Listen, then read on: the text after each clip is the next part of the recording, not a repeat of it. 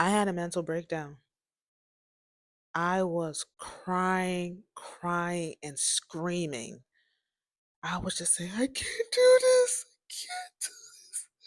I can't do this. Even got to a point where I couldn't even catch my breath, y'all. And it felt like this heavy weight was on me because I just kept on bending over to the ground, y'all. It felt like this, I don't know, it felt like this bus was on me and I couldn't carry it. And I was just so tired and sad from carrying this weight. And then my mind, y'all, the darts going through my mind, I mean, being thrown to my mind, were just a lot. And I was just wailing. And I'm like, God, I can't do this. This is too much. And I couldn't explain why, y'all. Cause y'all, like I said, I was getting ready for a Bible study. I just had a mental breakdown. And I didn't know where these mental darts were coming from, but it was affecting me so severely. I was just crying. I was in the bathroom crying for like, I want to say nothing less than 25 minutes, nothing less. I was just kept on crying, and I just couldn't stop crying, y'all. I just couldn't stop crying. It felt like this heavy weight was on me. So eventually when I was done, I remember looking at my face in the mirror, y'all. Bags. My eyes were puffy. My eyes were super red. And I'm just like, what is going on? Like, I know I don't like my situation, but why am I feeling depressed? Why am I feeling these darts being thrown at my mind? Why? So I said, you know what? Bible study is coming up. You know, I will probably be encouraged. So I remember dressing up and sitting at the edge of my couch, and I had like almost an hour to Bible study. And I was just sitting there, waiting for Bible study. And as I was waiting, I'm like, oh my goodness, we have almost an hour. It's like, it's a long time for me to wait. I decided to call my mom. Now, here's the thing. I wasn't going to call my mom because of the mental breakdown. No, I was not going to have that discussion with her. And to be honest, y'all, I didn't want to have that discussion with anyone. Like, no one knew what I had going on, like what I was dealing with. All people knew was that I was unemployed. That was all that they knew. And I feel like they thought I was also being lazy because I couldn't secure a job. So it kind of looked like, oh, she doesn't want to do anything. She just wants to sit down at home and have someone take care of her. Like, she doesn't want to do anything, which was not even the truth, right? And I felt like when it came to the Brandon situation, y'all, there was nobody I could talk to. Nobody I could talk to. I didn't want to tell anyone about the Brandon situation because I didn't want anyone to discourage me on top of the fact that I was already feeling discouraged. I didn't want anyone to say, "Oh, you're crazy." Like, "Oh, no, that doesn't make sense." Like, why would God tell you that this man is your husband and he got back with his ex and he said he was going to marry her? Like, move on. You know, everything I was doing did not make sense to anybody. And it honestly was frustrating people. But people didn't realize the stuff I was going through mentally. Like, it was frustrating me as well. Like, I'm the one dealing with it. I'm the one feeling being frustrated. I'm the one being stretched. I'm the one going through all of this. And it seemed like no one really had sympathy for me. It was always about, you got to do this, you got to do that, you got to be strategic, you got to be this, you got to be that. And it's like, y'all don't even know what I'm going through mentally. So yeah, no one knew about the mental breakdowns. I wasn't going to tell anybody. So I was going to actually call my mom because I was calling her every day. Ever since my dad passed away, I made a decision to call her every single day because of what happened. But typically, I would talk to my mom like 2 or 3 times in a week. But because my dad passed away and I didn't want my mom to feel lonely or, I just want to be there for her. So I decided to call her every single day. So I called her and probably like the second ring, she picks up. So I say, "Hey, mom." She says, "Hey, yeah, go on a fast." I was like, "What?" She's like, "Yeah, go on a fast. I'm so sorry. I was supposed to call you earlier today and tell you to go on a fast. and but I forgot to call. So I was on my phone and I just remembered you. I was just about to call you. That was when I saw your call coming in. So immediately I picked up the phone. She's like, I'm so sorry. I forgot to tell you earlier today. Go on a fast. Go on a 7-day fast and praise God for those 7 days. I was like, okay. She's like, yeah. So praise God for 7 days for that fast. And she's like, I'm so sorry. I forgot to call you and tell you earlier today. I apologize. I apologize. But yeah, go on that 7-day fast. She's like, okay, I'm busy right now. Can I call you later? I'm like, sure. I'm like, okay, bye, honey. I love you. I was like, what? Now, mind you, my mom had no idea that I had a meltdown in the bathroom. But when she said that, I was like, okay, Lord, you speaking to me through my mama? Is that what you're doing? So I decided to go on the 7-day fast. So the 7 day was going to start from the next day, which was the 14, 15, 16, 17, 18, 19, 20. So the fast was basically me praising God. So that was the fast. And I'm like, okay, maybe this is what I need, because y'all, that mental breakdown stuff that was happening to me, it was a lot. So I was like, wow, that is so interesting how that happened. But all glory be to God. Okay. So my account balance at this time was a negative 289 and 41 cents. So I needed that fast, y'all. I needed the fast. So October 14th, I started fast. And what I did was I would wake up in the morning and praise God for an hour. I was just playing worship music through Spotify and all these other music platforms. And I was just singing along, praising God, singing these songs to Him, praying as well. I did that for an hour in the morning, and I also did it an hour at night. October 15th, I get a visit from Esther. I get a visit from Esther, and I was basically talking to her about what I was going through, of how I couldn't afford to get like basic stuff, and things were just a struggle for me. She was like, "Wow."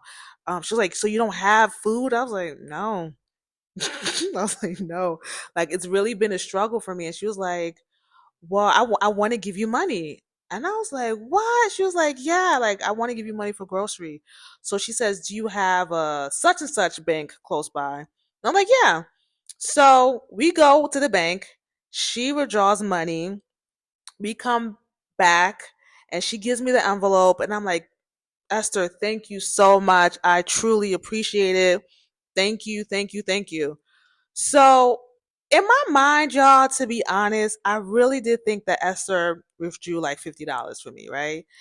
And I was gonna use that money for groceries because initially she wanted to send me money, I think through Zelle or something, but because of my negative balance, I didn't want the money to go towards that. So that was the reason why she withdrew money from the ATM. So, anyways, I get into my apartment and I'm sitting down, probably like 20 minutes in or so, or yeah, 20 minutes in or so. I decided to actually look into the envelope. Y'all, it was $400 in that envelope. The way I got on the floor and thanked God, I was like, what? Because, yeah, I was not expecting $400 from Esther. Like, honestly, I was expecting her to give me like 50, and I would have been satisfied with that 50. I couldn't believe that she gave me $400. And immediately I called her. I was like, Esther, thank you so much. I wasn't even expecting this. She was like, Adriel, it's fine. As long as you have food to eat, as long as you're good, like, don't worry. Like, she's like, I understand. I was like, oh my goodness. Then I thought about the fast. I was like, wow, I haven't even finished the fast. And this miracle happened. I called my mom. I told my mom what happened. My mom decided to give me a pep talk. I was like, really? This is what you're doing right now? Like, this is not the time.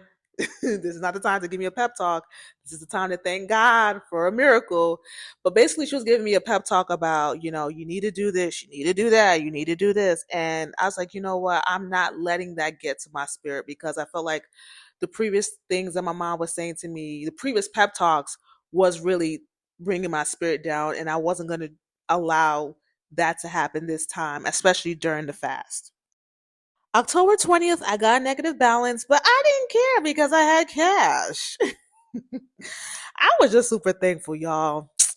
I honestly was so thankful for what God had done for me. Like, it was just so amazing. I had finished the fast too at the end of October 20th.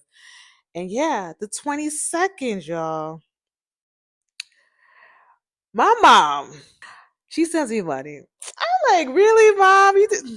You did all that pep talk just to send me money? Anyways, I was thankful.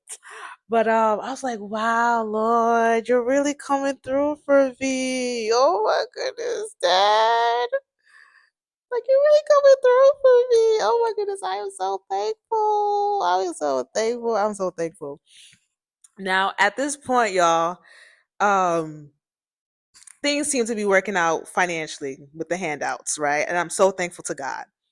As far as my apartment was concerned, y'all, I found out that my neighbors, their apartment number was listed on the website. So yes, y'all, my neighbors, they had moved out. They had moved out.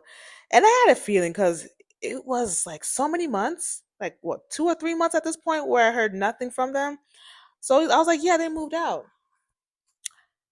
The next thing I started thinking about was, wait, my neighbors moved out. I remember God leading me to Hidden Valley.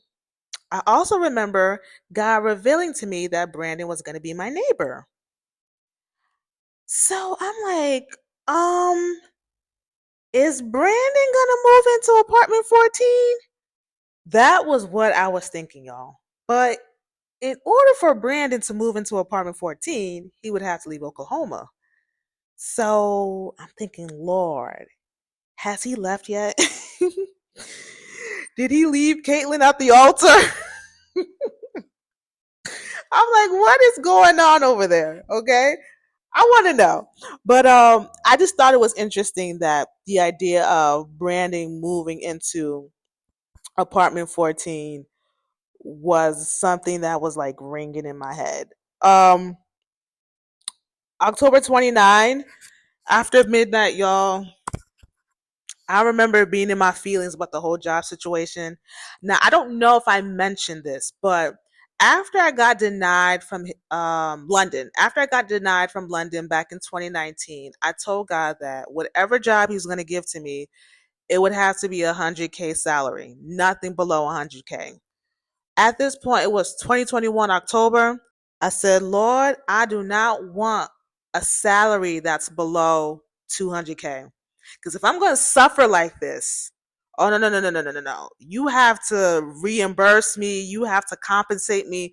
I'm not taking any salary less than 200 because, y'all, I felt like I was going through the fire in October, September, all these months in 2021. Like, I. I don't know if I've mentioned this in previous episodes, but y'all, I hated 2021. It was the worst year. Well, it felt like the worst year in my wilderness years. I hated it so much. I was like filled with sorrow. I cried a lot. I was depressed. So much was going on. So let me recap October. So much was going on in October that in 2021 that I was just over it. I just couldn't wait till 2022. I was just so over it. But something I thought was interesting that was going on, especially in the month of September and October, was I noticed how out of nowhere, y'all, I started to understand things about the Bible that I didn't understand before. And when I say that, meaning I just felt this outpour of wisdom coming into me. So remember how I felt the whole mental darts, like darts being thrown in my mind? I also felt this overflow of wisdom coming into my mind. And what really confirmed it for me was I was having a conversation with my mom about something, about a different situation, and I was giving her my take on it. And then she says, "What you're saying is right." She was like, "What you're saying is right." And then in that moment, she said, "Do you know there are some times where I just be sitting on the couch and I think about some of the stuff you say to me, and I say to God, like, that this girl, like, how does she know? Like, how does she understand? Like, how does she know these things?" She's like, and that kind of confirmed it to me because y'all, out of nowhere in that month of October, I just started to understand biblical concepts. I was reading the Bible, but things just became more clearer to me. I was understanding um things about God on a deeper level. Um yeah, it was just this wisdom being poured on my head. I remember feeling it. And yeah, so that was what was going on in the month of October. Later on in 2022, it all made sense as to what God was doing in me during that time in 2021 in the wilderness. So, yeah. Um my rent situation, y'all, I hadn't yet heard back from what's her name? Pepper, about the whole rental assistance application. I was jobless. Brandon, I'm having this idea that he may possibly be my neighbor and move into apartment 14. So yeah, that was pretty much what happened in the month of October. I did the fast and God came through for me. You know, he used Esther, my mom, to pour into me. And yeah, so that what was going on. Y'all, that time in my life was a very, very tough time, honestly. But it was necessary. It was so necessary because if I didn't go through all the stuff I went through in 2020, well, first 2019, 2020, and 2021, there was no way I was going to endure all the things I dealt with afterwards. Yeah, things got tougher for me. But it didn't feel tougher because of the work that God was doing in me in the previous years, right? So, yeah, that was what happened, y'all. Next episode, I'm going to talk about the month of November and all the stuff I went through. So, if you're liking and like this story, please like, comment, subscribe. Please share my videos as well. And I'll see you in my next video. Bye.